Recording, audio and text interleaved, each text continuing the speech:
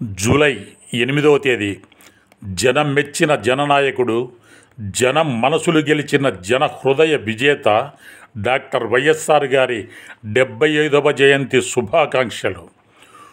బడుగు బలహీన వర్గాల కన్నీళ్లు తుడిచి వారి జీవితాలలో వెన్నెల వెలుగులు నింపిన ప్రజానాయకుడు, నీచ రాజకీయ నాయకుల కుట్రలు ఛేదించి విలువలతో కూడిన రాజకీయాలకు మూల పురుషుడైన నిజమైన జననాయకుడు, ఆగిపోతున్న వేలాది గుండెలకు జీవం పోసి ఆరోగ్యశ్రీ ద్వారా అసువులు కాపాడిన అపర బ్రహ్మ, నిరుపేదల కుటుంబాలలోని పిల్లలు డాక్టర్లుగా, ఇంజనీర్లుగా ఉన్నత చదువులు చదివేదానికి ఫీజు రియంబర్స్మెంట్ ద్వారా అవకాశం కల్పించిన విద్యా ప్రదాత, సొంతిల్లు కళ అని భావించిన లక్షలాది మందికి ఇల్లు కట్టించి ఇచ్చిన ఆశ్రయదాత, అధికారం అంటే అక్రమంగా సంపాదించుకోవడానికే అని భావించే కొందరు స్వార్థ రాజకీయ నాయకులకు కనువిప్పు కలిగేలా,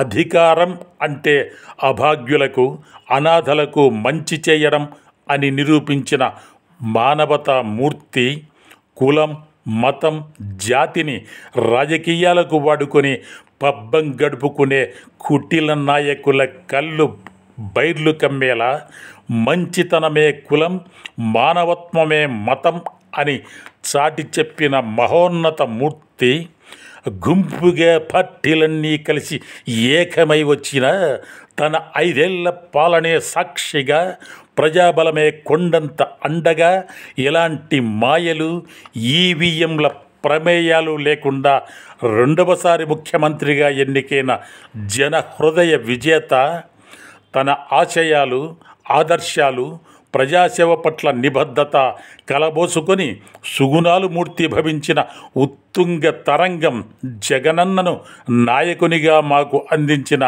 అపురూప నేత డాక్టర్ వైఎస్ఆర్ గారు.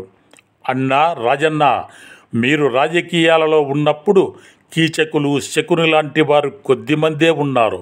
ఇప్పుడు వ్యవస్థలనే మార్చగల మాయగాళ్ళు ఉన్నారు. అందుకే మంచిపై చెడు విజయం సాధించింది. ఇది ఇలాగే కొనసాగితే ప్రజల మనుగడే ప్రశ్నార్థకమవుతుంది. రాక్షసత్వం రాజ్యమేలుతుంది. ప్రజలను ఆప్యాయంగా పలకరించి పాలించే శ్రీరాముని సుగుణమే కాకుండా దుష్ట శక్తులను ఎదుర్కొనే శ్రీకృష్ణుని లౌక్యం కూడా మా జగనన్నకు ప్రసాదించు. ఏది ఏమైనా రాజన్న, మీ కీర్తి అజరామరం, మీ పాలన స్వర్ణయుగం. మంచి చేసే నాయకులకు మీరు చిరస్థాయిగా ఆదర్శం. అందుకే మీరంటే మాకెంతో అభిమానం. మా మనసుల్లో, మాటల్లో నిత్యం మీరు గుర్తుంటారు. మా గుండెల నిండా మీరే ఉంటారు. జోహార్ వైఎస్ఆర్. వైఎస్ఆర్ అమర్ రహే.